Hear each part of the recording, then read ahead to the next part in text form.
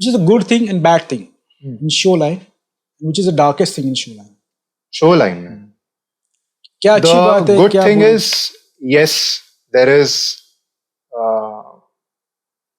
on a satisfaction level, being able to cater to 10, 20, 50,000 people all listening to you play a solo या आप गा रहे हो, वो स्टेज हाई को कोई चीज बीट नहीं कर सकती. मैं कल ही सलीम सर का एक इंटरव्यू देख रहा था कि they have been producing great music since forever, but वो पहले खाली स्टूडियो आर्टिस्ट की तरह ही थे एज म्यूजिक डायरेक्टर. एंड उन्होंने FIFA World Cup 2015 if I am not wrong produce and compose किया था. तभी उनको बुलाया गया कि आप परफॉर्म भी करो. That was one of the first times he performed in front of such a crowd and he never looked back. तब से सलीम सुलेमान लाइव चलता आ रहा है. तो वो स्टेज हाई को कोई, that's the best thing about stage. Second is, काफी लोग को क्वेश्चन होता है, आई am a Kutchi, I come from a reserve community, जहां पर अगर कोई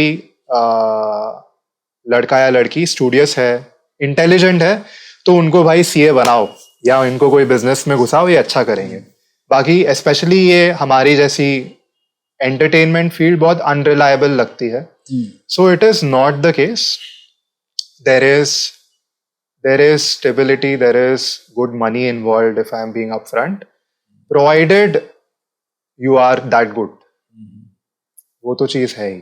The bad side would be there is fierce competition, but ये that would be a very generic bad side जो हर फील्ड में आपको मिलती है.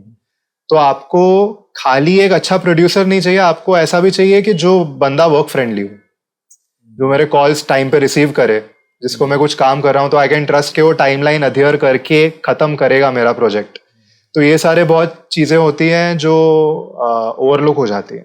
सो if I am a keyboardist, I am not just getting called because I am a good keyboardist, but I am also getting called because I am a reliable person, I am a work friendly person, और मैं as a keyboardist on board आ रहा हूँ तो मैं 4 extra काम करके ही जाऊंगा. लाइक अरेंजमेंट्स हो गए, कॉर्ड चार्ट्स हो गए, coordinating with the entire band हो गया. तो ये चीजें इम्पोर्टेंट है. हाँ, यहाँ पर बैड ये भी आएगा कि there is not many people are interested in giving such guidelines to other people कि क्या करना है, कैसे करना है. बाकी तो जिसको हासिल करना होता है वो इंफॉर्मेशन निकाल ही लेते हैं. The worst part is hope. क्या हो? होप, जहां मैंने अभी कहा, मैं खुद को शायद कॉन्ट्रडिक्ट करूंगा, जहां मैंने कहा कि yes there is space for you if you are that good. जब आप और किसी को सोशल मीडिया पर देख के, या इवन वर्स कोई आपको गलत होप दे रहा है कि आप, ये डायलॉग बहुत फेमस हो गया of late as a funny thing, आप मुंबई आ रहे हो, हम रियलिटी शोज में वगैरह बहुत, आप मुंबई आ रहे हो, उसको इतना ग्लोरीफाई कर दिया गया कि अच्छा भाई मैं मुंबई आऊंगा मतलब मेरा करियर टेक ऑफ होने वाला है. बट अमित त्रिवेदी सर ने एक बहुत अच्छी चीज बोली थी कि उनको पूछा गया था ऑल अबाउट म्यूजिक में, तारसेम सर ने पूछा था कि what would be your advice to people wanting to aspire music and जो दूसरा काम कर रहे हैं. दे आर लाइक, मत करो. First be sure if you are made for music or not, be sure if you are that good or not. ये field हर एक के लिए नहीं है.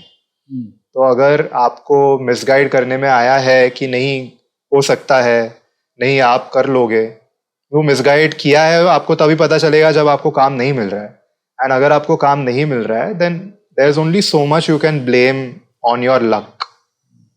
आपको अगर काम नहीं मिल रहा है, then you have to somewhere point the finger at yourself and ask कि maybe you are not meant for this, for whatever reasons. Payment का कैसा रहता है? अगर आप जब भी परफॉर्म करते हैं, आपका शो होता है, तो आपका पेमेंट टाइम टू टाइम रहते हैं, कभी कभी रिस्की रहते हैं, कभी कभी चैलेंजेस आते हैं, कभी कभी कम मिलते हैं, ऐसा कुछ होता है?